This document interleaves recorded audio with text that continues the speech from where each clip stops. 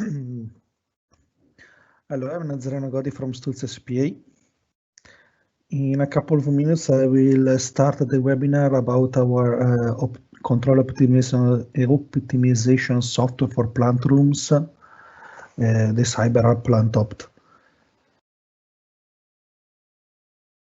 I left the link on the question and answer, so you can compile our questionnaire if you want the slide of the webinar that I will present. You just need to write the information. You will see my presentation.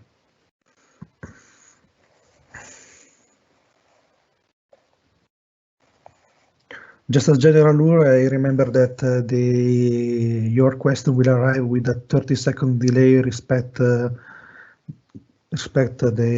presentation I'm doing, but you can ask whatever question you want or any clarification you might need, and I will answer all of them. Even in the middle of the presentation is not a problem. Also, in the end of the presentation, I will leave 5 minutes, 10 minutes so everybody can ask all the question or the doubt that they might have. Also, please tell me if there is some problem with all the presentation or the sound or too much noise. Please tell me so I can try to fix it before starting the presentation.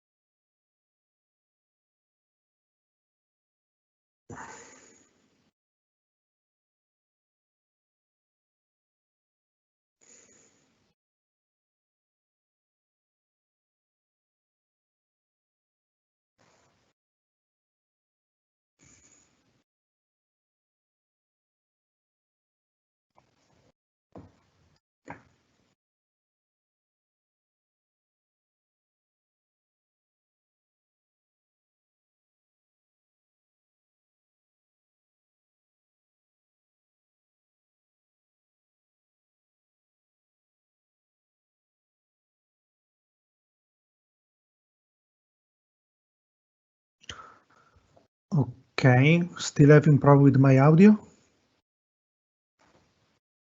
Okay.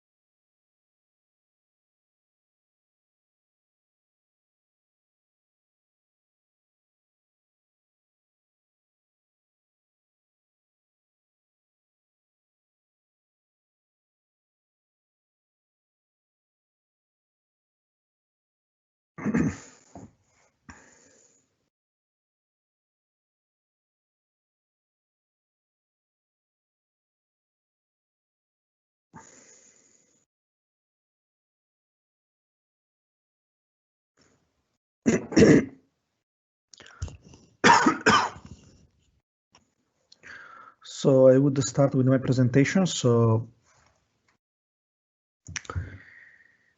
let's start.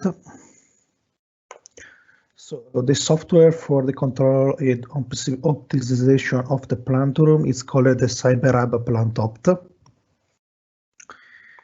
Why we would need to optimize the plant room? So we are talking about a site where you have chillers, pumping group, or other components on the site, on the plant, that will help you to produce chilled water through the year, also in winter or in summer. This involves a high expenditure of energy, for example, due to compressor turning on and pumping group. For a system, for application like process cooling or data center, where the site need to work 365 days per year and 24 hours. So what we need to guarantee is the continuous operation. So in case if there is any problem on the plant, you are switching to another unit, or the decrease of the plant downtime. So in case there is an alarm or a general alarm on a component, need to be a notification to the technician that can assess the site and check what is the problem. What could be the problem on the site. Also, you need to reduce the fixed cost of the plant. So the software will allow you to maximize the system efficiency, the plant efficiency. Maximize the plant efficiency means to reducing the fixed cost of the plant. So electricity cost, the cost increase. So if I am maximizing the efficiency, I have less absorbed power. Less absorbed power means decreases the cost for the customer. Also, we can manage plants where there is a component from different manufacturers. So, for example, in a plant where you have heat pump from a manufacturer and Stulz chiller, the software will allow you to communicate to modify the parameter for both components, even if one is not from Stulz.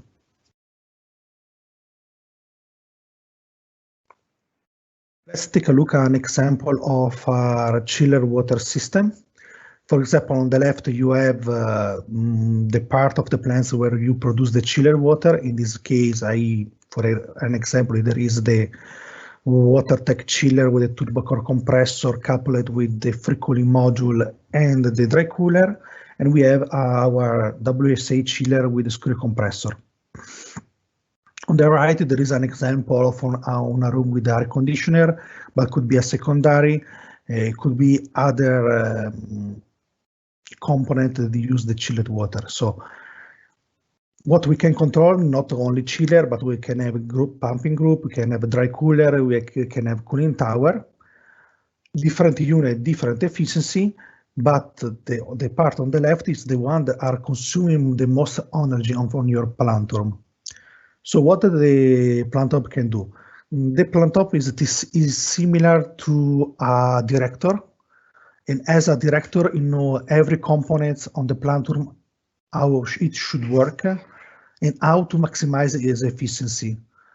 So it will allow to know every component that is in the plant room, know how they need to work, and make them work in a way to maximize the efficiency of the whole plant. And also to allow the software to work with units that are not Stulz or Cosmotech.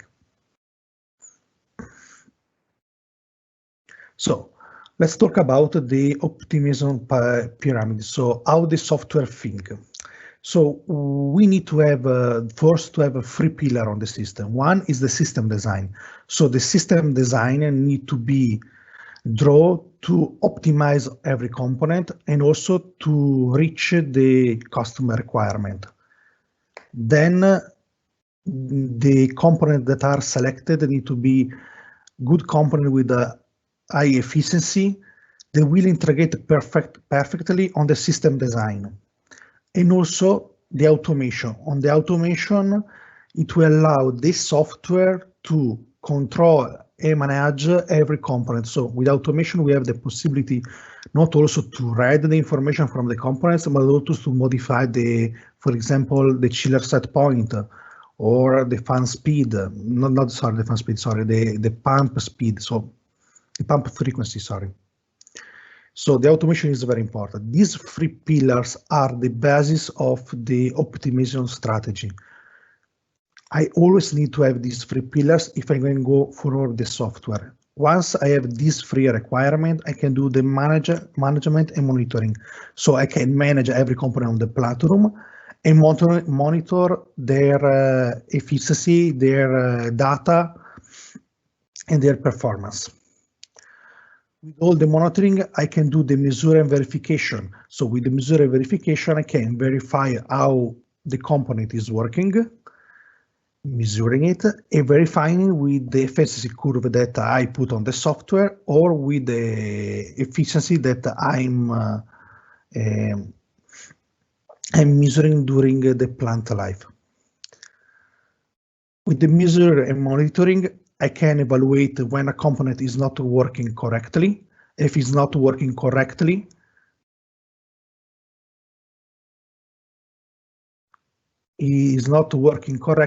I can notify the technician that can check, and also can evaluate if a company is slightly working less well in some of the part. For example, through the Modbus data point, I can understand which part maybe of the chiller is not working correctly. But later on, I can give you an example just to see.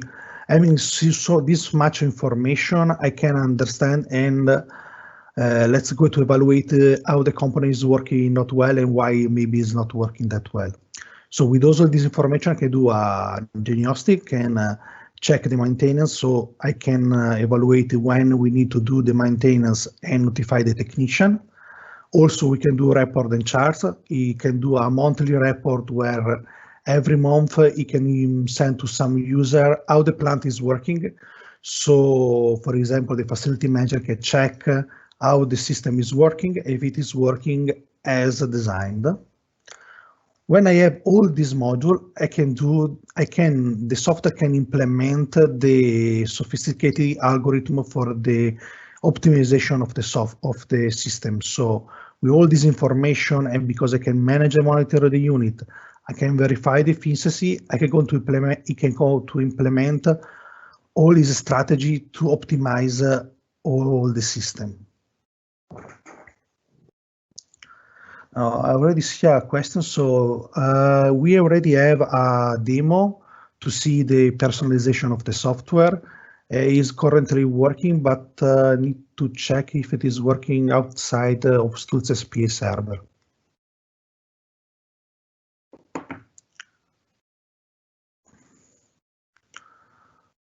Okay. What are the components that I can actually control? So I can go to control on the source the dry cooler, the cooling tower, but I can control system where they take water from river, lake, sea, or boreholes. I can control chiller with the free cooling heat recovery, but also heat pump with simultaneous independent heating and cooling. And on the distribution side, we can have a multi-ring system or a constant flow or variable flow. Another possibility of what our software can control is the free cooling module system. So where you have a water-cooled chiller or the WaterTech unit with the turbo compressor, or the WSW chiller with a screw compressor, coupled with the free cooling module and a dry cooler. Another possibility is for the GAGAS system from Stulz Hamburg, where you have a dry cooler, pump, and air conditioner. So the system can work as a standalone or coupled with a BMS. Use a standard protocols that you can have Modbus, BACnet, and LoanWorks. The software is web-based, so to access the software is really easy. You go to the site, you connect to the LAN, and you put your username and password, and on username and password you can see the dashboard and all the different pages of the software. What we can do, we can create access levels. So for example, we have a page where there are all the unit alarm. What I can do, this page is available only for the technician, so the technician can go inside with his password and will look at all the alarms. Maybe some other kind of profile that could be designer, for example, could be, property management, maybe cannot see the alarm, but can see other parameters. So let's look at an example where the plant op is working standalone. So in this case, the plant op is controlling the water-cooled chiller, the air-cooled chiller, but also through I/O module can control the primary pumps, get information from the sensor. So with all this information, I'm going to modify and update the optimization strategy depending on the plant load, depending on the operating condition, depending what I need to supply to the secondary. If I have instead a mixed system where I have a BMS coupled with the software, so our software, for example, can control the chillers, and through the BMS can have the information about the pumps, about the sensor, maybe about the cooling tower. Because our system is completely transparent to the BMS, it allows a complete control of the system. For example, if BMS allow us to write a parameter, we can also give the information to the BMS to how to manage the different pumps.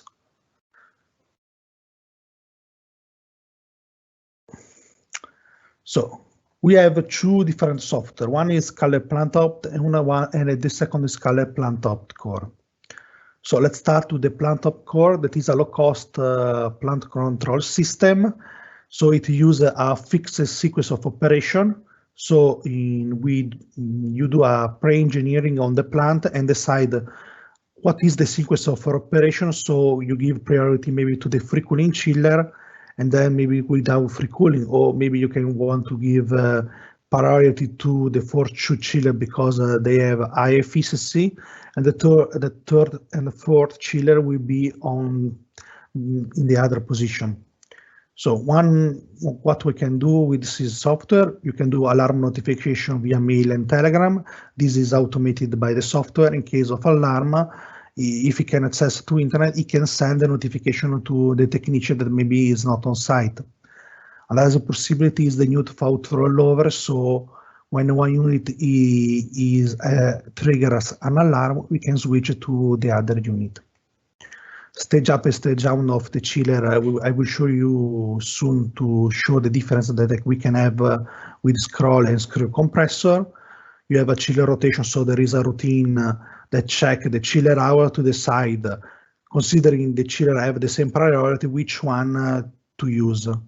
The chiller priority on the sequence of operation can be changed during the plant life. These are parameters that we set up on the commissioning, but they can be changed even after month or year to the software, because maybe in some month you find out that the fourth chiller is not as efficient as the other one. So you can switch the sequence of operation. And then we have history trends stored, so we will have some of the information. We will save it on the controller, and from that we can then create a report to show how the plant is working during its life. So let's look at one of the example of the optimization strategy of the Plant Opt Core. It's called the free cooling horizontal saturation. In this case, we are giving highest priority to the free cooling chiller. So when I have a low thermal load and it is possible to use the free cooling, I'm turning on the chiller with the free cooling. So I don't need to turn on the compressor, and I have less mechanical and electrical stress to the site, while also higher efficiency on the system. If the thermal load starts to increase, I will still use only the free cooling chiller. Just if the free cooling is not enough, at that point the software will start to turn on the compressor. And for example, in this case, the chiller, the system is with free cooling chiller